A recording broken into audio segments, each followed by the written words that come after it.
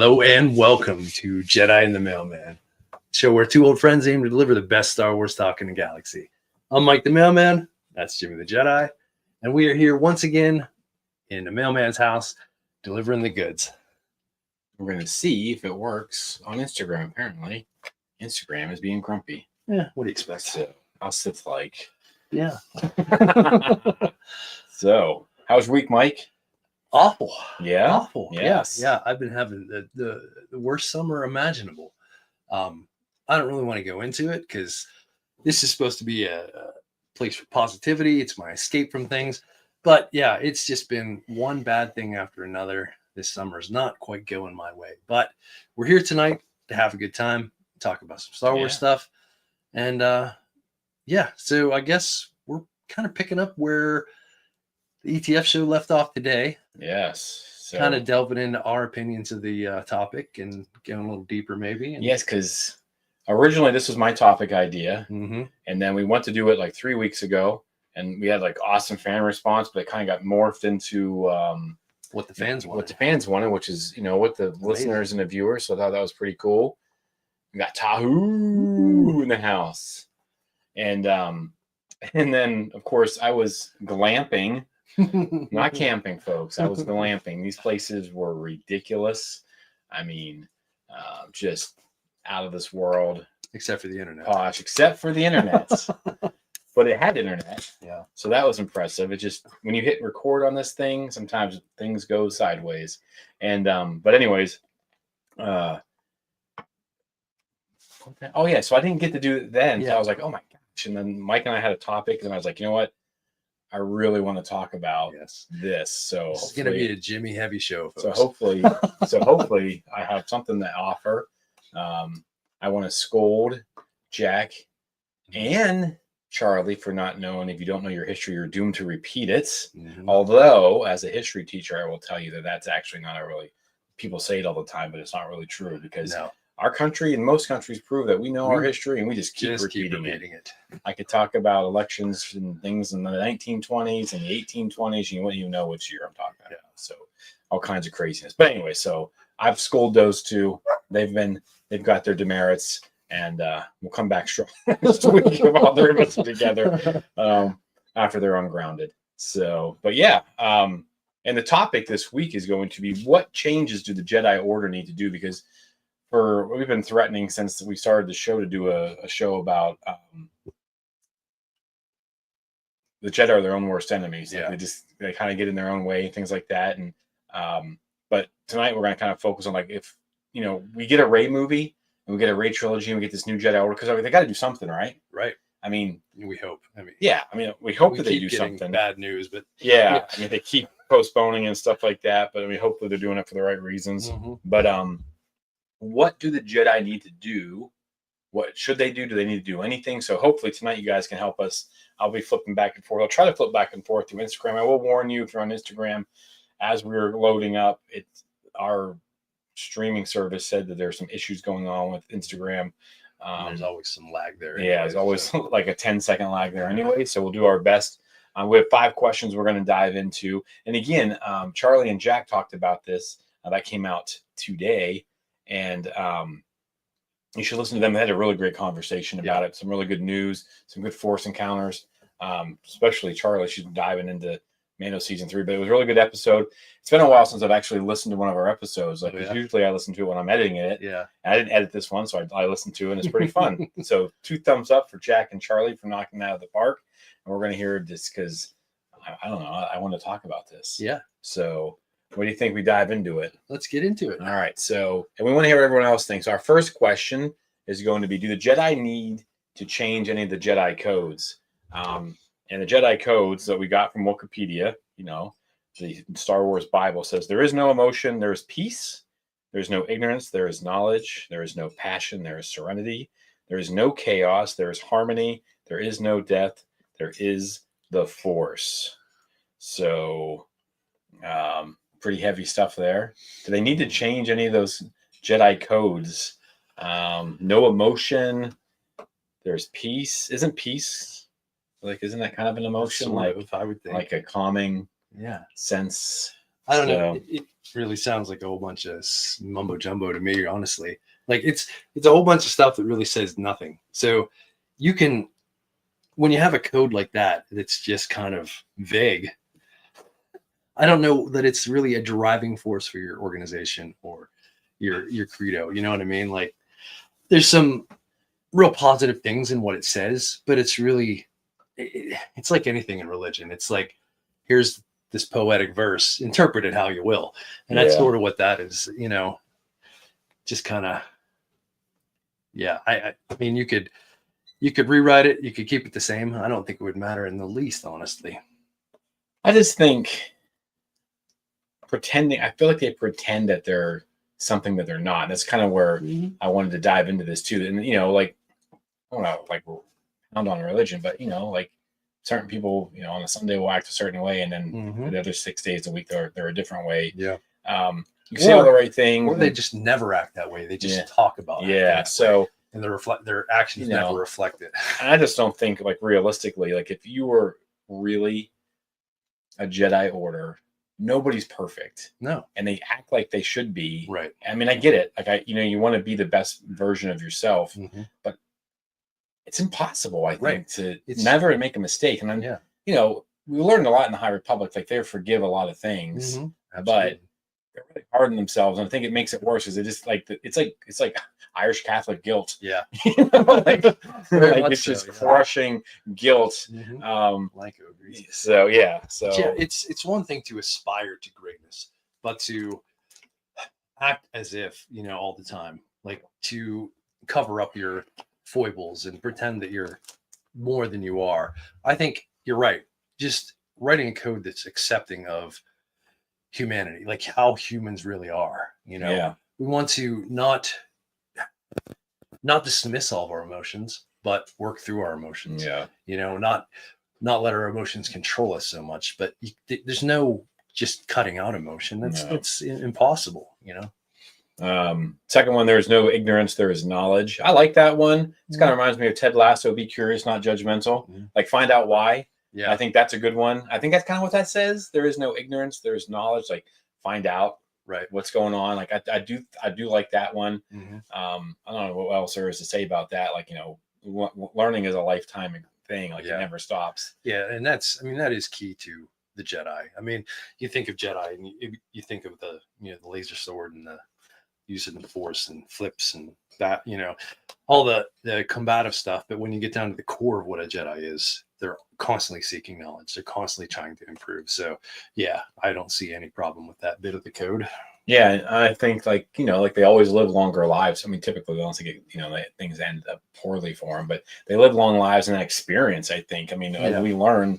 I mean, nothing trumps experience, right? And I think, but with that experience comes knowledge. So absolutely. You have a Jedi Master who's 900 years old. He's probably seen most things. Yep. But and a lot of the Jedi, the Oppo Rensises and all those guys are nice. Oh, he's using the Force. He's using the Force, folks. I am flabbergasted about how he just used the Force. It's amazing, isn't it? It's amazing. I don't know how I do it. There's no passion. There is serenity. I think there's passion. That's, and it doesn't have to be like anger and stuff. Like, I don't know. Yeah, that goes right back to the emotion one. Yeah, like, you're fooling yourself if you think that you're going to overcome your emotion. Like, I guess a better way to phrase it would be not overindulge in your passions. Don't let your passions control you. Yeah, there's no way you're not going to have some passion. I mean, think of any Jedi. Like, they all have something that, like a specialty. You know what I mean? Like and you can't tell me that they're not passionate about that. You know what I mean? Like, you could be a really great swordsman. You're super passionate about being a swordsman. What's wrong with that? You know what I mean? Super passionate about negotiation or, just study or botany or, animals or anything. You know what I mean? Like, they all have their passions. To say that they don't is just silly. Yeah, I think you're right. I mean, they just try to I get it. I mean, we want these like super, but it's like a superhero. Like they make mistakes as well, and I think, so yeah, I think that one's kind of weird. And then what I do like is like in the High Republic with all the readings, have all these different authors, and they all get to kind of bring their take on the Force, and a lot of them have addressed some of the stuff in these codes, a lot of the attachment stuff, really, and that comes down to emotions and things like that, and how they're all kind of full. And I mean, it was almost to a man, to a writer, that they're all kind of like, well, yeah, we get attached. It's just we can't let those attachments control us. Right. But so there is no chaos. There is harmony. I guess that's just being able to control yourself in the middle of chaos. That's kind of like being a soldier and stuff like that, being calm in the situation. But I mean, there is chaos all around you. But that's one of those really poetic phrasings of things. You know what I'm saying? Yeah. But you're right. When you get down to the heart of it, when things get most chaotic, if you're going to be, that preeminent soldier, you have to be the one who, as things get more difficult, things get more chaotic, you get calmer and you keep the situation in perspective and in control. So if you think about it that way, it's a good, good thing, The White Seeker book that I just read, there's a line in it and this is written by Justina Ireland, who introduces Vernestra Rowe. And she says in this book, the galaxy might tilt and sway with upheaval and change, but I, like the Force, was constant, an island in a raging sea. So I thought that was a pretty sick quote. I wrote that down in my notes whenever we were reviewing that. So I thought that was pretty. That should be included in the Jedi Code. Yeah. That's very poetic prose. I mean, yeah, I thought that was, I would be curious to the changes, because like the big thing for this for me is like,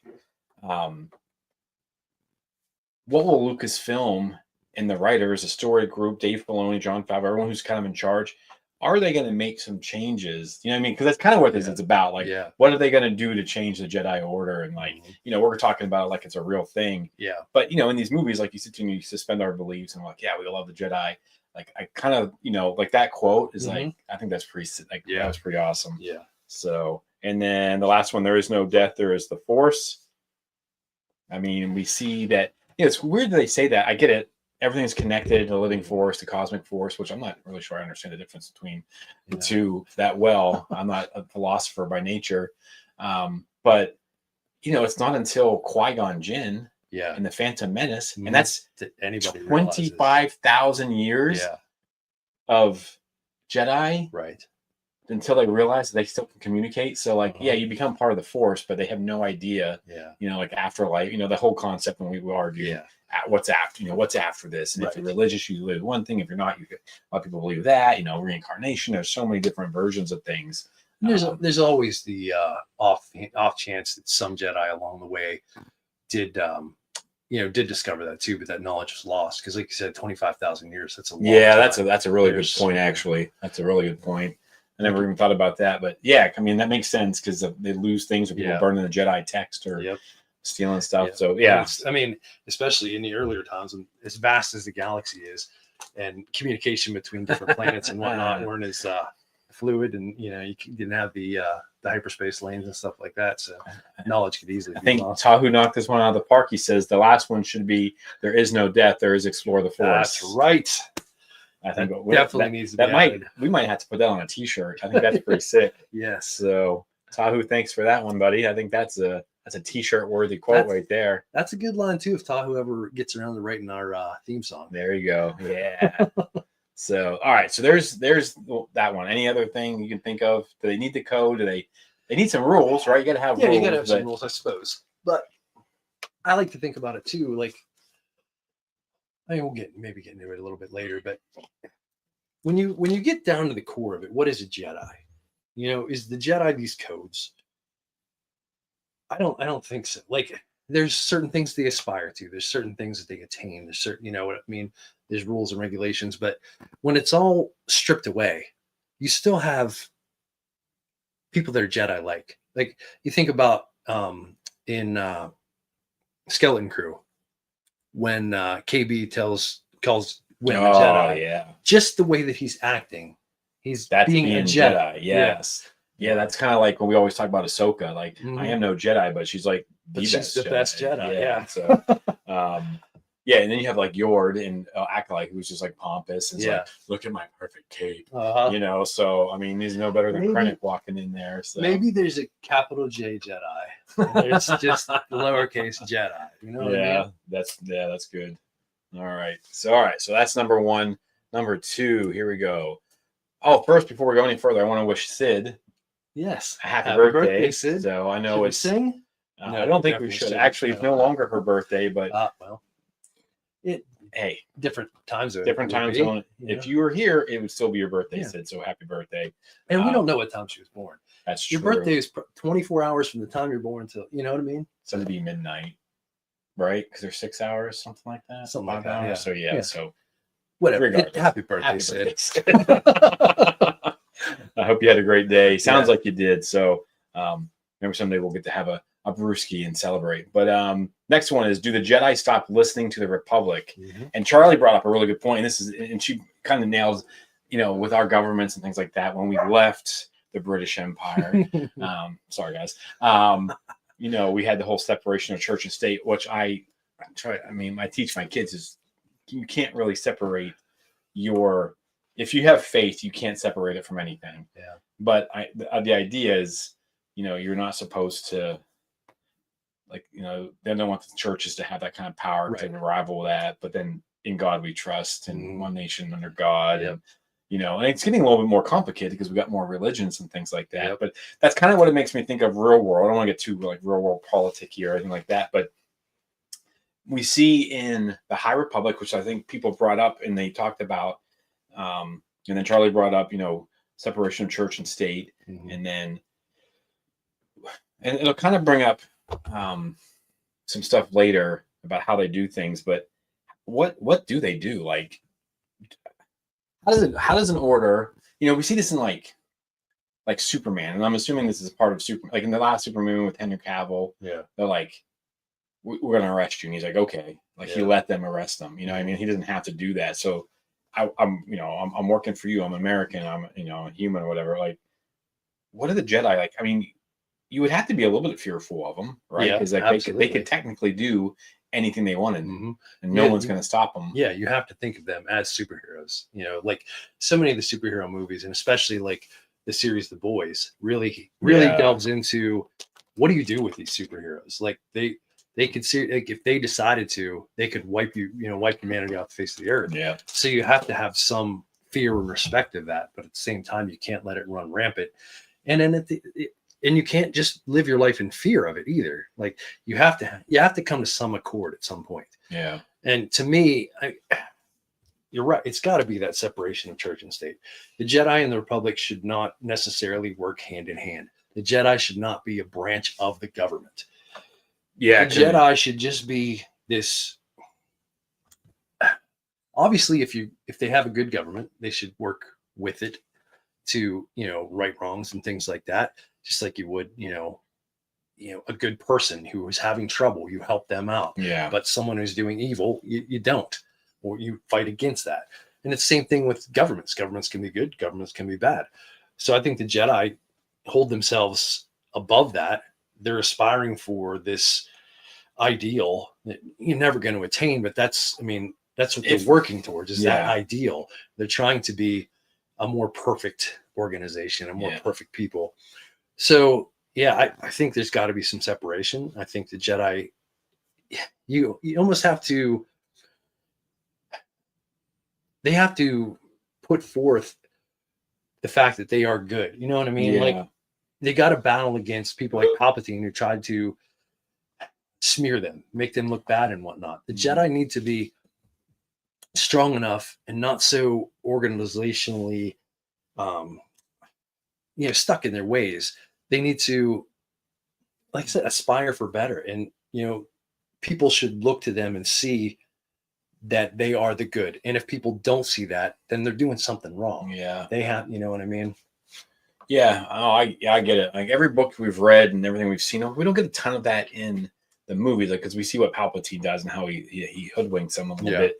And I know we always reference the High Republic folks, but it's really like all we have in canon outside of the Clone Wars stuff. But the Jedi got mixed up in those wars, and that's the whole thing. And we know what that leads to. But like, in phases 1 and 3 of the High Republic, like Lena So's a really good leader and like she should be followed. But like, can you just turn it like, yeah, we, because then it's like, well, we believe in you, so they're going to influence how people vote. Mhm. Like, well, we're not going to follow this person if you elect them, Right. but we'll follow this person if And Yeah. so, I see your point though. I kind of agree with you. Like, then there was 2 other senators, and and in the phase 2 stuff that was a little bit beforehand, but we've seen a couple times. We've seen it in Acolyte. I know everyone loves that show, and we've seen in the Way Seeker that there's legislation to control the Jedi, like to pull them in. But like, go ahead and try, I guess. Like, like we're gonna have control of you, and the Jedi are gonna be like, no. Yeah. Like, I think was it you or I can't remember who was talking about it. Man, remember? I know it was one. It was someone on our staff, like our staff. Is it a staff? Is it Sure, why not? About how like, what if the next movies were like them trying to wrangle in the Jedi because people don't want them back in power or whatever, and that could be like, the bad guys don't want the good guys or something. But I think they need to be separate. I think that their job is to go out and help people who can't help themselves. Yep. I think, me personally, I think they should be like space marshals. They should just be flying around, and they should all do in the Barash Vow and wherever the Force takes them. Yeah. I think they have a headquarters and they come back. But as we know them through the High Republic and the stuff that happens in in the prequels, they're stationed in these different. They have a Jedi temple, and I think that's cool, but that kind of lends itself to being part of the government. But they, of course. I don't think there's a perfect answer, obviously, because they do a good job of like negotiations because they try to be as even as possible and kind of, and it's hard for 2 parties to want to give up. So I like that aspect of it, but where do you draw the line? Because it's like anything else, just a little bit more. But my ideal version of the Jedi, and we'll kind of talk about that in number 3, is that they're all kind of just out. They get called back every once in a while for something if you need more people, because it's kind of like in superhero movies where like superhero always fights by himself, right? And full damn well that like there's 75 other superheroes running around the city, right? I'm like, just call the Flash, or just like, hey, you need a quick hand, like why? Yeah, why are you letting yourself get beat down like that? Just call Superman. So you got his number. I should be number 1 on your speed dial, cool, like boop. Back in Yoda's time, Yoda would be number 1 on your thing. Like, I need you, Yoda. Well, I want to push back a bit here. Right. So, like, not necessarily push back, but just bring up a couple other things. Like, I like the idea of the Jedi just being their own thing, stationed throughout the world. But you're going to have like these backwater planets where that have no government whatsoever, and the only authority is the Jedi. Yeah. What prevents the Jedi from stepping in and becoming a government there? You know what I mean? It starts off like they're handling disputes and whatnot between people because there's no established government. And then before long, you're looking to them for leadership. Yeah. And they're they're human. They're only human. They're going to fall prey to that power. And you're going to have rogue Jedi, Yeah, you see it in a couple of the books. Master and Apprentice, Kenobi and Qui-Gon come to this planet, and there's a Jedi, one of Qui-Gon's former apprentices, who's kind of a little bit power hungry. He stayed in this planet way too long. And that's one of the things that I know they change where they're at and stuff like, but I would totally agree with you that, absolute power corrupts absolutely, even if you don't mean it to. Yeah. Like, I don't think like, you if can you're have a good Jedi, you're going to try to do what's right. Yep. But then you get kind of pulled into things. Yeah. And, you have the best of intentions and it just goes sideways. Yeah. No, I would agree with that. That's why I think like that system that we've seen of where they're, they have the Jedi temples on all these different planets that are there. I don't think it works. I think like they need to be out there, just kind of you land in a, where's the Force is pulling you to places you need to be. And I reference a lot of the books because we get a lot of different aspects of the Force and that. But like Vernestra is like, she's like talking about what she did over the last decade, and it wasn't all like political stuff. It was like she helped with herding these animals. She helped with stopping a river. She helped, like redirecting a river and these efforts, and people look to them for leadership because it's like some, so. But then as soon as that was done, she's out, bounces. So I kind of like that. Yeah. Because just imagine, like, a natural disaster of some sort. And like, how many people, just like a forest fire, for instance, like how many people would lose their lives just battling that blaze to save whatever, when a Jedi could just use the Force and, Possibly put it save down, thousands of lives just because it's easy for them to handle. Yeah. You know what I mean? Yeah, it'd be nice if, they're out there and able to just take on those things like that. Yeah. And I like the idea too of like them not being tied to a specific government, but just being free agents. And like, if, say, like we talked about Lena So, when she had good ideas, you back her play and you lend assistance to the Republic. But if they're trying to do some shady things, I'm sorry, the Jedi are not gonna be part of this. Yeah, but no, I think you're right. I just think like with that, again, just where do you draw the line? Yeah. How does that influence things? The other thing too is we're typically aspiring towards a democracy. That's the pinnacle of government. Yeah, true republic. Some sort of representative democracy, socialist democracy, or representation of the people, however you want to go about that. But the Jedi can't really have that. Like, they're an insulated society. You can't necessarily have the people of the planet deciding what goes on with them, this organization. Yeah, that's another thing where they have to just be the absolute best to make sure public opinion is good enough of them that they don't get called to the carpet for, you know what I mean? Yeah, like, no, I agree. I understand exactly what you mean. That's why I think it's kind of complicated. Yeah, very complicated. And it would be kind of cool to see them try to tackle some of this. I don't think it's, I don't think it's too far out of the reach. It's like struggling to, how much do we do? Like, we've got to get ourselves sorted. We've seen people fall to the dark side, and that power you talked about, like you don't want to lose it. What happened? Like, you become evil because you don't want to lose that power. So that's I like that. Again, I don't think there's any exact answers to any of these, but really though, the most important thing is you keep asking that question. What are we doing right?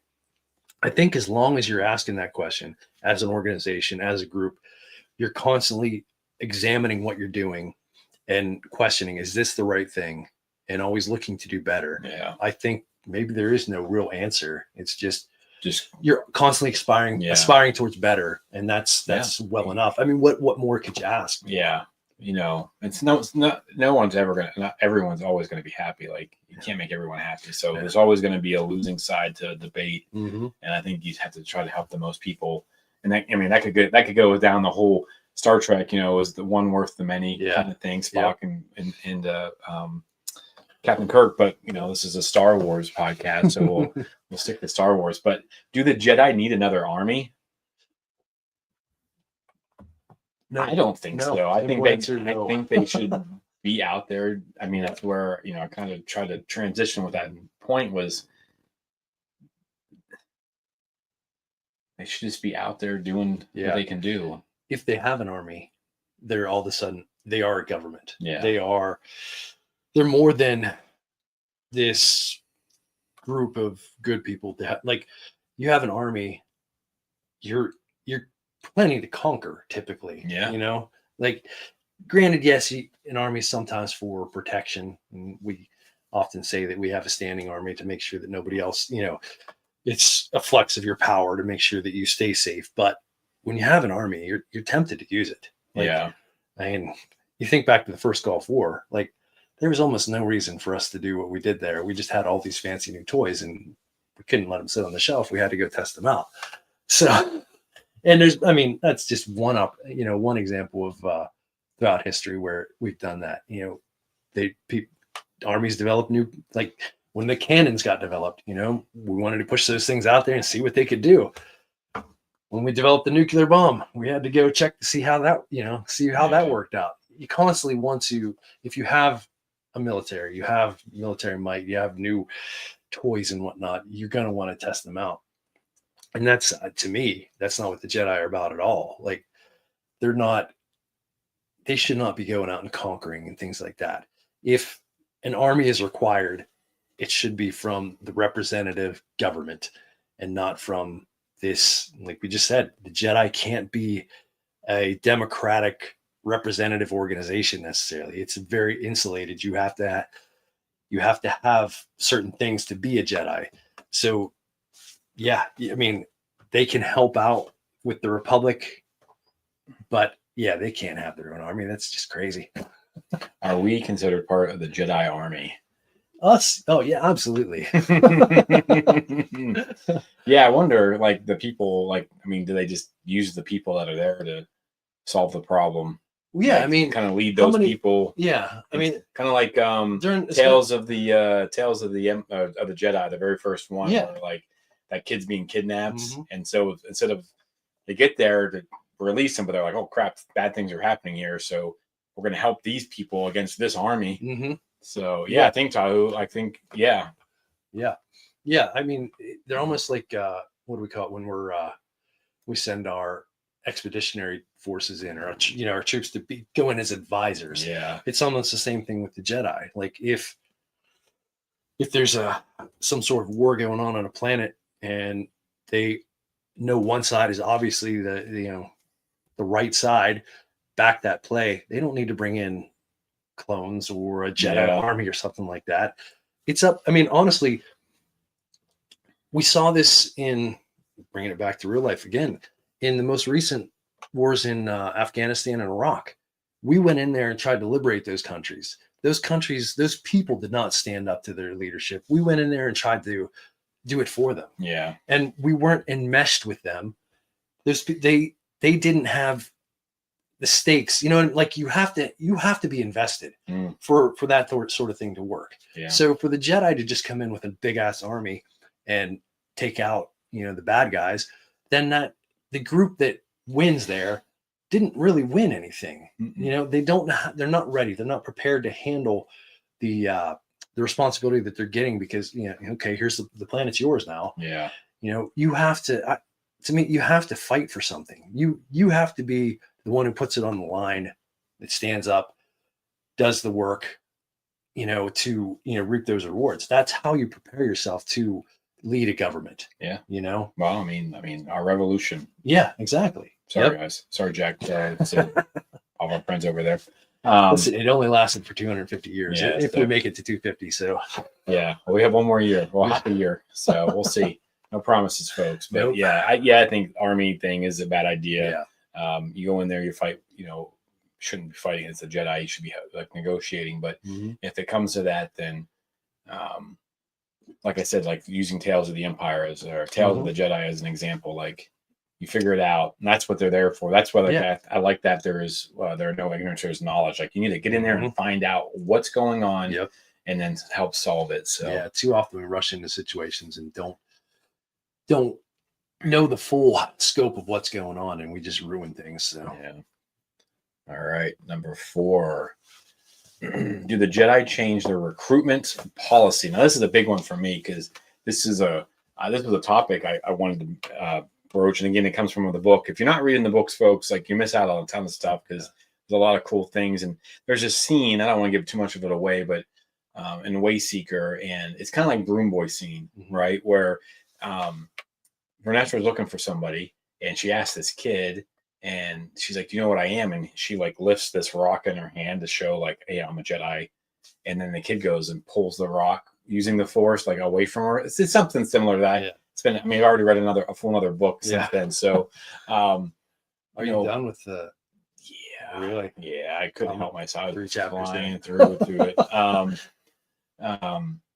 And so, you've got Broom Boy. Things that happen with Anakin. And we learn in the prequels like, oh, he's too old to train, but then we have Luke Skywalker, who's like everything that the Jedi are supposed to be. We have Rey, who's like everything the Jedi are supposed to be. We're both teenagers. And then what do they do? And I know Charlie talked a lot. I think Sydney, she also chimed in on this a little bit with some of the listeners' stuff about the snagging kids and taking kids away from their families because they have the Force. So those are the kinds of things I'm talking about. That's what I think of. So what do you think? Like, they've got to change these policies. I mean, is it dangerous to have a kid out there with the Force that doesn't know how to control it? See, to me, before I even got to this question, I would conquer, like, So how do I how's wanna Ray put going to this? I rebuild mean, her stuff? Because she's not going right. to run around and find a Yeah. bunch. So that's going to take 30 years. You you got to completely reimagine how the Jedi build themselves and how, like, it's more than just the recruitment, you know what I Yeah. mean? But on one hand, okay, think about, there's a lot of Jedi that have been in the order for, hundreds of years or 50 years or whatever the case may be, Yeah. that went through like this whole thing. They were picked up as a child, raised without a family in the Jedi Order. Now, maybe that was what was best for the family. Maybe that was what was best for the kid. It's not necessarily always like, I think we get this idea that especially after watching Acolyte, that the Jedi are going and stealing kids. And I don't think that it's necessarily that way. I mean, there might be sometimes because they're not perfect, but so, but getting back to, you have people that spent their entire lives in the Jedi Order, and we're sitting here saying, man, the Jedi Order has to change. But that Jedi that's like, why? This has worked for me. This is perfect for me. I've done everything right. Yeah. I'm happy where I'm at. So to me, it's not that it necessarily has to change completely. I think that maybe there could be different levels of the Jedi. Yeah. Or different. You could be one of these Jedi that is raised from birth in a temple, and that's the way you're brought up. Or it could be the situation where you're found as like a wild Force user out there somewhere that Like an Ezra. yeah, somebody comes up, oh man, you have this potential, you have this ability, and you get trained from that point. I don't think that there's any age that should be a cutoff. You know what I mean? You could be in your 50s, 60s, 70s, whatever, and be able to contribute to the Jedi in some way. If if you're willing to submit to whatever they decide, whatever they come up with is their new code and their new regulations and whatever. But I don't like, I think it could be more than just knights and masters, and you know what I mean? Like, maybe not every Jedi has to be a warrior. Maybe they don't all have to use the lightsaber. Maybe there's different ways to contribute to the Jedi and be, like the different religious orders. They have, monks or whatever that follow like an educational path. There's others that, train in different, like this, all kinds of different situations and ways that you could go about that. Yeah, I think they shouldn't turn anybody away that has the Force, because you need to. I mean, I don't want to give anything away for some of the books, but like, people learn how to manipulate, and if you don't know they have the Force, and they're like, "Oh yeah, you want to do this for me," and then you're doing it for them. Yeah.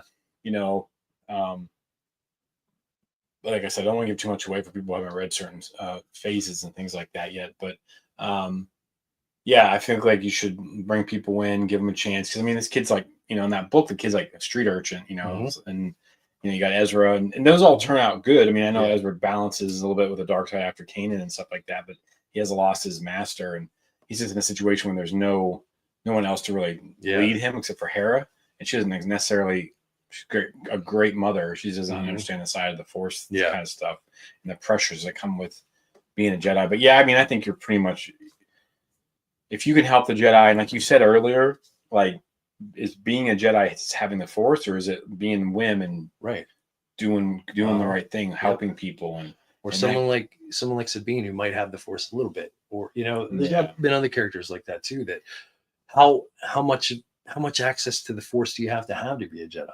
Maybe none at all, like we're saying, just being a certain type of person, just aspiring to do good. You kind of think about the in the phase 2, they had those exploration teams where they're trying to find all the different paths. So they're like going out and finding these new planets, and it's a Jedi, a Padawan, a pilot, and a tech person, and they always have a droid with them, and like those people volunteer for those positions. So like they're just as much of a Jedi because they're helping out and doing things, and and so I think that's.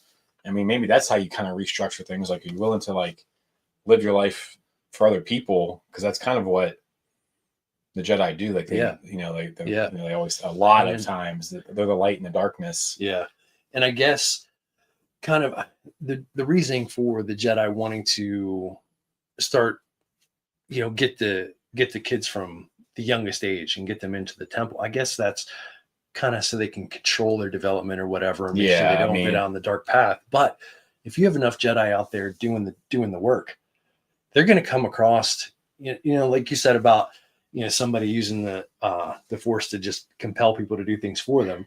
The Jedi are going to know what's going on there and be able to intervene and, handle those situations. So to me, I don't think you need to scoop up every little kid that has the Force. Like, No. some kids need to grow up with their parents. Some kids might have a better, well-adjusted life if they grow up with their parents and get to adulthood. Once when you're actually, well, what am I going to do for a living? I want to go be a Jedi. Yeah. Nothing wrong with that, in my opinion. I mean, you can go become a pilot and join the military and stuff like that. My only thing is I think of the Hitler Youth and like how they were doing things in Japan prior to World War II and stuff like that. Yeah. Here we go. Yinzers is here. Josh, what's up, buddy? It's good to hear you, man. Hey, Yins, thought about the Force.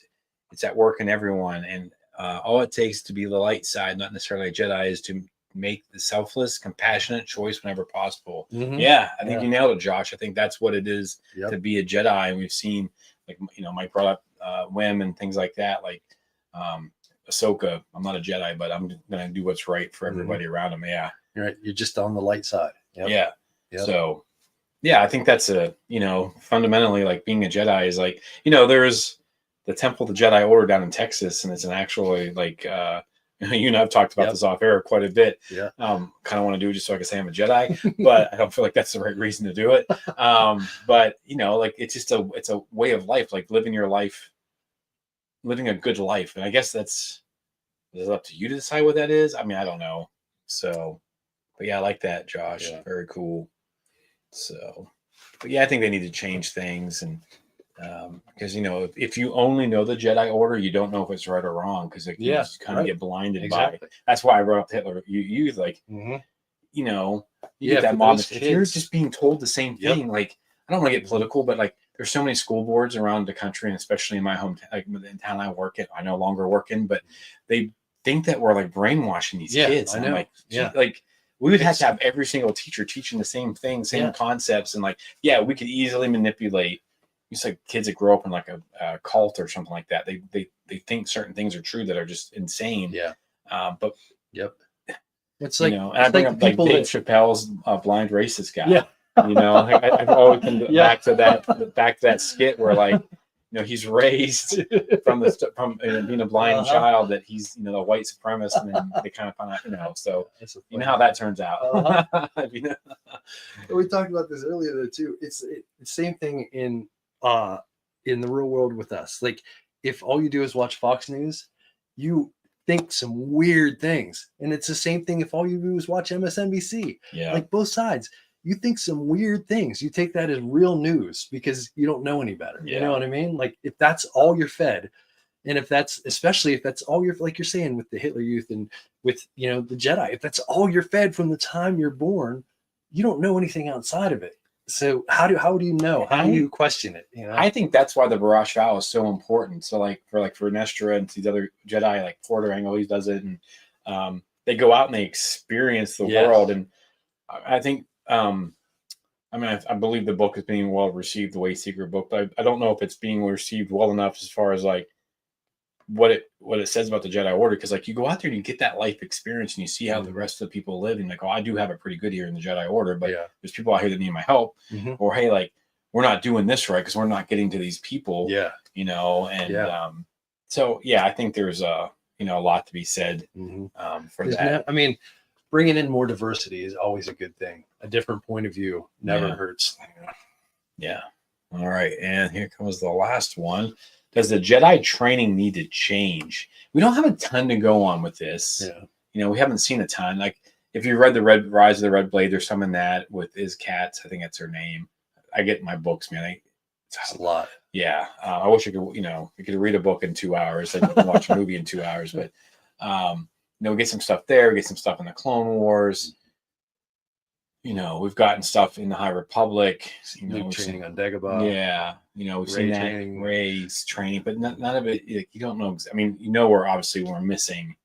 Massive amounts of time. And what's going on. Some of Cal's training in the Jedi games. And, but there's a lot.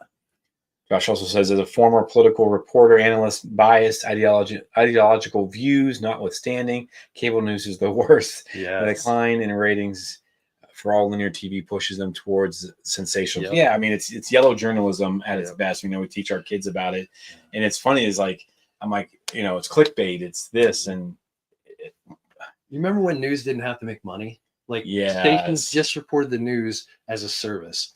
Now it's like Josh said, it's cable news. They have to make money off it, and it's sensationalized. Their channel, and it's nonsense. It should not be categorized as news. It's not real, folks. It's not. No, and so that's that's a whole nother thing we get into. I guess apparently that's going to be a big thing in James Gunn's Superman movie that's coming out. Is Lex Luthor kind of manipulated? So see, I am not a fan of Superman, but I'm interested to see this movie. Yeah, so I watched the interview that Diego Luna had with Corn Sweat and was it Nicholas Holtz? I can't remember the guy's name, but they seem to have a good rapport. Yeah. They're very excited for it. I'm excited for it, but so I don't know. Does the Jedi training need to change? Like, I don't know exactly.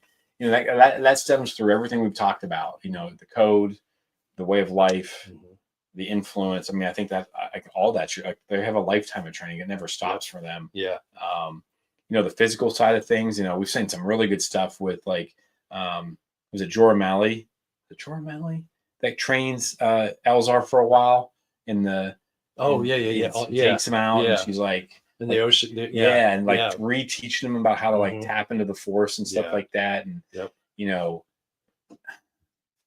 don't know. I think like the High Republic has really shown like how the Force. I'm not sure that George wanted it that way, but I like this. Mm-hmm. Every Jedi sees the Force in a different way. Yeah. The song, you've got strings that attach everybody. Elzar is an ocean, like it's just around him. Yep. And he's either on the light side or the dark side of it. And, here's the thing. Like George never wrote the full story. Like you have like Robert Jordan or Brandon Sanderson or J.R.R. Tolkien or any of these people that have created a world. Like there's so much information in most of those worlds, like lore and legend and history and stuff like that. It's fully fleshed out. George never did that with Star Wars. No. So we're left to fill in these blanks. But and that's probably where most of the fighting comes from. Yeah. Because like why wouldn't fill it in that way? It leads to so much more discussion. So it really does.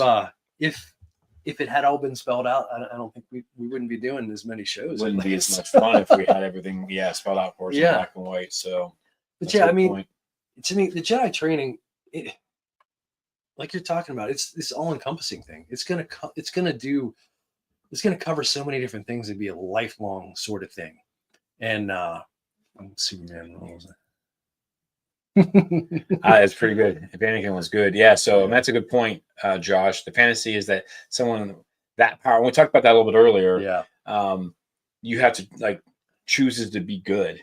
Like I said, like Henry Cavill allowed them to arrest him. He's like, I don't need to be arrested today. Or I think I have this perception of Superman that he's a Boy Scout and he's just all powerful and nobody can touch him.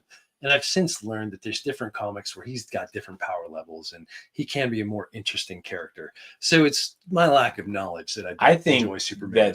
I think you'll enjoy this one because what I've seen, he's real emotional. And he's angry, but people don't trust him, and he's like frustrated. But we'll come after. We'll get to that. We'll talk about. That'll be a good topic. Superman, the Jedi, like kind of. I mean. They're similar, in the ways that obviously there's no one in real life that with powers like that we have to be weary of. But they're superheroes just aiming to do good. As far like getting back to the training, what we've seen in the training is all good. Like physical training, you can't go wrong there. No matter what you're doing, whether it's you're a scientist, trying to figure out physics and stuff like that, having a fit body and maintaining, like, it allows you to think more clearly. It allows you some separation from your other things. It allows you to stay fit, your body to function better. Like there's so many advantages to physical training. And then you've got like swordsmanship, where like I said earlier, not every Jedi I don't think has to be a great No, I swordsman. mean, there's librarians. I mean, yeah. like Joe Costa knew. But there's something about learning the sword and It's that discipline, the maybe? discipline Yeah. involved with it. You know what I mean? Like, you can't just mess around with that thing. You could easily take out your eye or your leg or anything. with a lightsaber. Yes. Yeah, So- this thing on. So yeah, the discipline involved with learning a martial skill like that is great. There's nothing wrong with that. And like we talked about, like the different things that the Jedi get into, the different sides of the Force, exploring different ways to utilize the Force, kind of understanding better how someone sees it and how they can better utilize it, and taking those different avenues and paths to, get to the point where you're the best Force user you can be. Nothing wrong with that. And studying, whether it be botany or archaeology or geology or any of the ologies or anything, Yeah. I mean, it goes right back to the key tenets, the knowledge one, Yeah. look, constantly trying to better yourself and, grow and learn. I mean, yeah, the Jedi training has to be all of that. I don't think we've not seen, like, nobody's handed us a handbook and said, this is the Jedi training regimen. You're going to do 100 push-ups every day, 1,000 sit-ups. We don't have that. It's everything that we've seen. I can't poke holes in any of it. Like, it's all good. Yeah. It's all good. Do you like, so I'll ask you this as a teacher, I've just kind of like running through this in my head a little bit.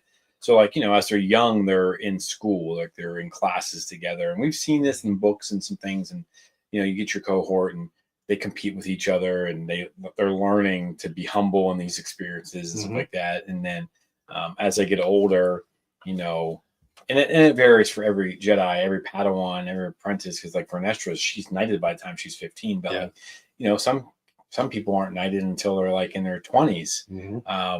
But like, they have that schooling, and then they're taken away by a Jedi master, and it can be to another planet where they're learning. They can be, if it's during the Clone Wars, they're learning, like Ahsoka. Like, I mean, shit, that was a great, is this all we are? Yeah. Like, am I a warrior? Like, we've seen these different, we don't get to ever really see the Jedi in a time of peace, because that would be pretty boring. Yeah. And like, what's their life like then? Yeah. And also though, like, I don't know, some people probably get mad about this, but like Indara's master was like really hard on her, like in a shaming kind of way. Yeah. And that's how he taught. And again, no one's perfect, but so she's getting this training that's kind of jacked her all up, and it takes for Nestra to kind of help fix her, and show her like, hey, you're a great Jedi. Do you like that system, or should it be like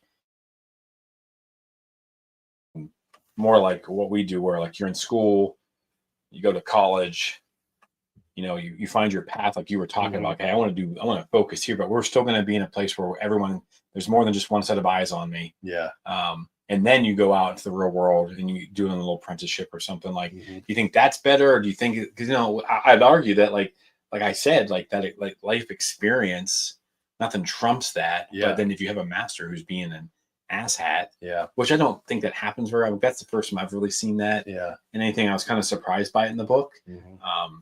But I don't know. I guess this is where the Jedi Council sort of comes in, right? Yeah. Because I think you have, I don't know of a better way to do it. You have, kind of like the school system we have. There's a basic set of knowledge that everyone is expected to achieve, and then you go out and apprentice and learn. You follow your passions. I mean, if you go through elementary school and high school and then you're just randomly assigned someone, I think that's pretty silly. But if there's a council there that's really paying attention and sitting you down and, hey, what are your interests, and getting to know you? Yeah, I mean, I have this perfect Jedi counselors. Yes. I have a perfect knight for you. I have a perfect master for you, and send, pair them up with the right person. And then oversight to make sure that those, masters and knights are actually training correctly, not going over the line. But at the same time, I do think that there is a line as far as like bullying and stuff like that. Nobody deserves that. No. But at the same time too, I know I got bullied as a kid, and I got beyond it. And right down the road, actually. Yeah. got beyond it, and I'm better for it. You know what Yeah. I mean? So I don't know. That's always been a tough one for me. It's like Yeah. I don't like to see anybody suffer or be subjected to that sort of nonsense. But at the same time, Makes you it gives you the opportunity to grow, to learn how to overcome and, become better for it. So Yeah. I don't know. I think it's dickish to just be, just be a jerk to be a jerk. But Yeah. All right. Josh says, outside the High Republic, I think the only truly good teachers were Qui-Gon and Kanan because they didn't adhere to dogma and trusted only in the living yeah, force. Yeah, that's kind of, you know, like in Wayseeker, it's kind of the same thing. Vanessa's like, what happened to you? Like, what's wrong with you? And yeah. she's like, every choice I made, I got destroyed by my master Mhm. for it. And yeah, I think that's why, Qui-Gon and, I think I brought up as like Vernestra, like the Qui-Gon of, I think actually we talked about that, I think, when Josh was on the show. We talked about a lot of things. Yeah, we did. We covered a lot, Josh. We covered a lot. So, yeah, I think, so Josh, you think that the Jedi Order needs to change then? Like, because if you said that they're only good teachers, because Yoda in himself, he's really stuck on things. Although he does see, like, giving Anakin Ahsoka later on, and that was a George decision. Yeah. David Malone was like, what? No, like, and then of course it turns into Ahsoka, but, and then, Kenobi was super by the book, kind of had a hard time getting away from it. So, yeah, is it one of those things where, like, like Qui-Gon should have a kid for a couple months, and then you should go to Yoda, then you should go to, like, you have these traveling groups that, you're not stuck with, because they could be stuck together for years. Yeah. Well, that's the thing, though. Like, so, like, the different species, like Yoda and the other long-lived species, like, yeah, you could go and spend 10 years with a master and learn, and it's, but for like a human, you only get a year, and you're not going to get you're not going to learn everything that you could from that guy in a year. So I don't know. There's lots of different ways that nothing's necessarily wrong. Like we talked about, just the pursuit of knowledge, constantly pursuing knowledge, exploring every avenue. It's kind of, at some point, even in, like, when you get promoted in the military or in your job or whatever, it's not necessarily that you're an expert at that next level. It's that you showed enough competence that we feel you can move to the next step and, go farther. And I think it's the same thing in, you demonstrate a certain level of proficiency, so you get to be a Padawan and you get to train under this guy, and then you just demonstrate a certain level of proficiency and you get to be a knight, and you move on from there, and you could pursue different avenues. I think it's just important that they're constantly striving for lifelong learning. All right, Josh says, oh yeah, I think that this is the point of the Skywalker saga. Luke had it right in The Last Jedi that the Jedi ways of old were too restrictive, i.e. the Force doesn't belong to just the Jedi Order. Yeah, and I think if you take that learning, like, I'm not a huge fan of The Last Jedi in that trilogy. Like, separately, I think it's great, but I don't feel like it fits in that trilogy. But, like, you take that, and then you take some of the other stuff that we've seen, and like the phase 2 of the High Republic, where it's like all these different orders of people using the Force and things like that. And then you've got a whole religion that thinks that the Force should be free and all these things. And because, like, the witches and the acolyte, I know people don't like them, but, like, it just, that continues the idea, like, to think that the Jedi are the only ones that can have control of the Force is kind of I've always thought it was kind of a silly concept. Like, people may not be able to tap into, but they've got it. Like, people are always like, Han Solo's such a good pilot because maybe he has a little bit of the Force, or his reflexes are a little bit, whatever. Like, I don't want to get too much into that, but I think that's a pretty good point, Josh. Yeah, kind of like last week when was it Jana or whatever, that one person we talked about, it came up, and you're like, well, why are they selecting this person that could possibly be a Jedi? And then I reminded you. Oh yeah. Because they had that intuition to do the right thing. They have a connection to the Force. Yeah, there's so much within Star Wars that you could connect to the Force. Every time you have some sort of premonition or idea or luck or something like that. It could all be the Force. The Force, yeah. All right. So before we wrap up, I got a question for you. So we're changing the order, we're changing the way the Jedi do things. If you have your pick of all the Jedi through the books and through the movies, through everything. Oh my gosh. Who is your ideal Jedi? Like that's the picture, that's the poster boy for the New Order. Man, I mean, I would think Ahsoka. It's like the first person that pops in my head. I'm trying to think timeline wise, like who could be around still. And I think I'm not even saying they don't even have to. I'm just saying, and you're like, who you're would picturing, I want? you're picturing. This is who I think of as a Jedi, and there might be many, but not necessarily someone who's maybe I don't know. Maybe you're okay with the dogma of old, but I think you're like me. We think things need to change. Who? Yaddle. What's Yaddle? Because she left. I still can't believe when Tales of the Jedi came out, no one she left the Jedi Order because she realized they were wrong as well, and she'd been there for hundreds of years, and she's still able and open-minded enough to leave. And she's been getting a lot more play in the books, not just in the High Republic, but they put her in the Wayseeker stuff like that too. And we've seen some things, and it sucks though because now we know how it ends for her, but we're getting to see her a lot more. And I think that she's a big part of the book The Living Force. Like she's really important in that. I would say Yaddle, and it's crazy, but I think that Yoda is kind of stuck. He is and he isn't, because he does things that make sense. Sometimes I feel like he doesn't answer things because he wants you to figure it out for yourself. Or he'll point you in the right direction. But I would say, I can't believe I'm saying that, but I feel like I've gotten more Yaddle since Jedi, Tales of the Jedi, and we've got stuff from, probably Yaddle is like a figurehead as far as, she's not so stuck in it that she, if you watch that end video episode, she's like, well, I've left the Order because, like, you're right, they are wrong. And they're not doing the right stuff. Like, they've lost their way. So she's able to see that. I think that's huge. But good taste for me, it's the tie between Ahsoka. Yeah, I think Ahsoka and Luke. I think Rey has the potential. Because she's not going to have those. Well, we're putting it all on her too. Well, yeah. She better have the potential. Think about it though, like you could have Rey, you could have Cal, you could have Ezra all working together. And what's the one thing they all have in common? They didn't have a Jedi upbringing. They didn't have the traditional upbringing. This is what the Force means to me. And so, like, every kid's going to get to learn from these three masters. Obviously, Yaddle won't be there, but if she could be, what about you? What do you think?